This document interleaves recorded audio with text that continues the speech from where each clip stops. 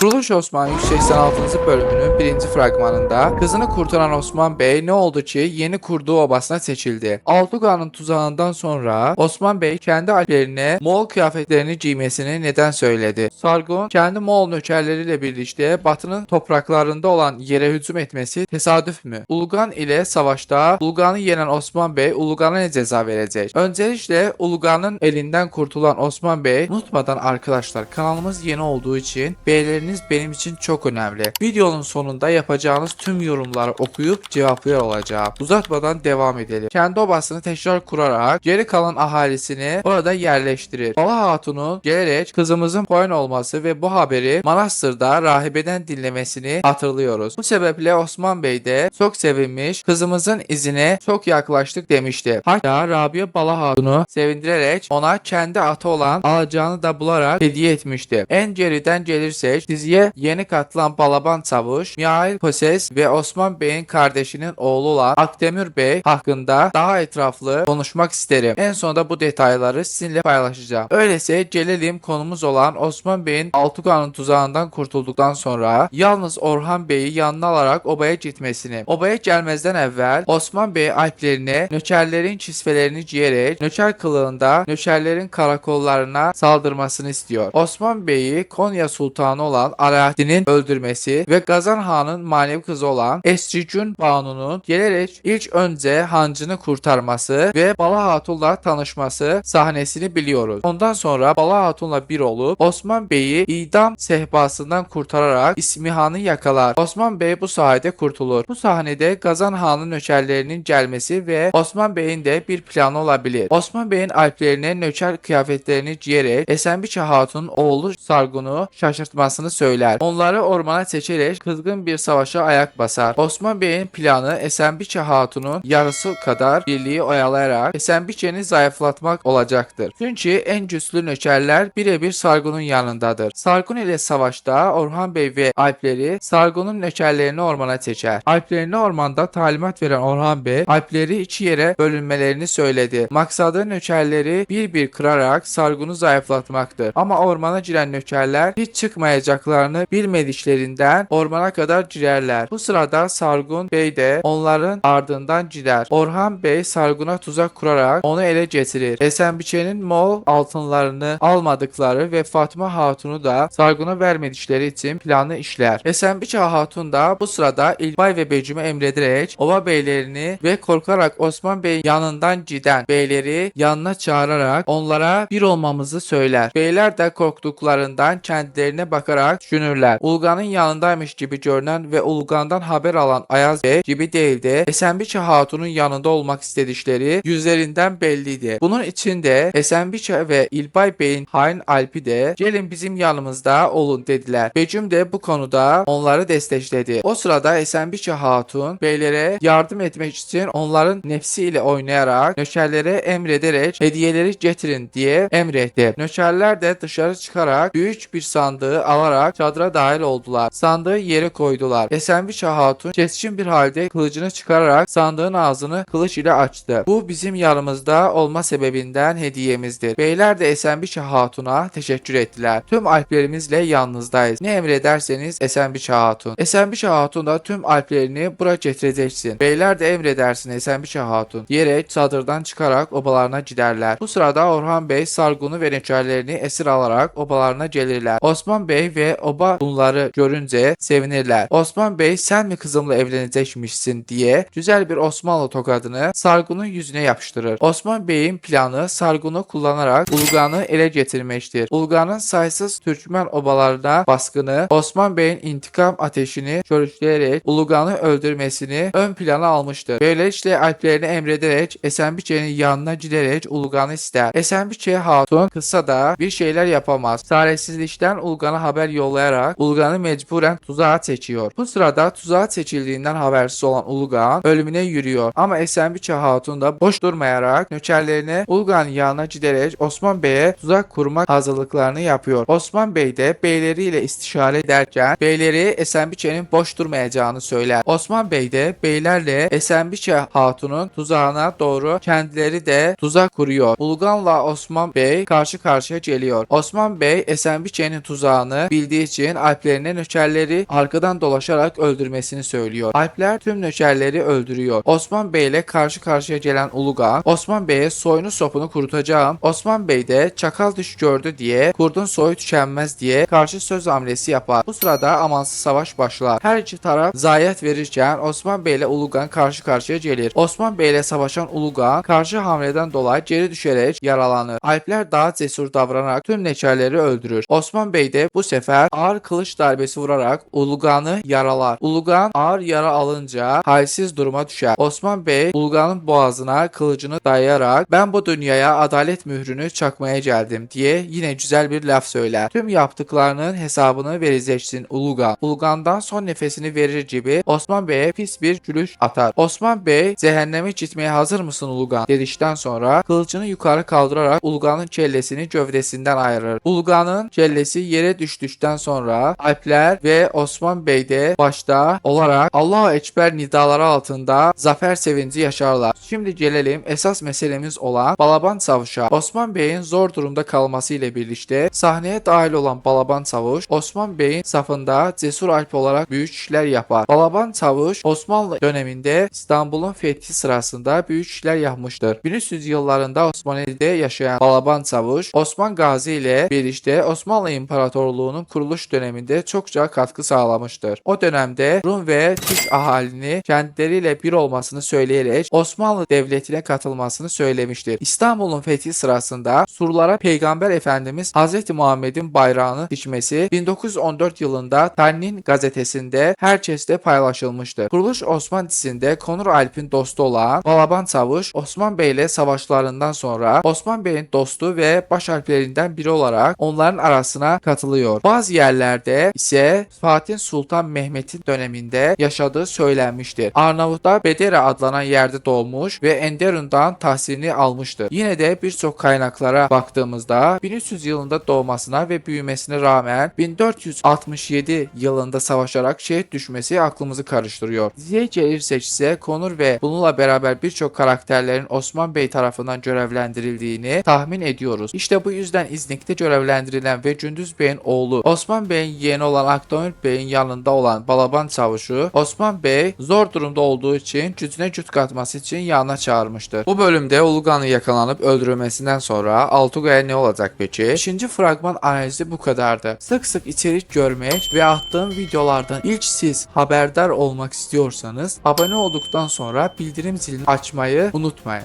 Çünkü mağaranın önünde Osman Bey Altugay'a gel İslam'ı kabul et ve İslam'la şereflen dedi. Ama Altuga kabul etmedi. Altuga şu anda Müslümanlığı kabul ederek kardeşine katılacak. Koses ve Akdemir konusunda ise önümüzdeki bölümlerde yeni gelişmelerden haberdar olmanız için bilgileri sizinle paylaşacağım.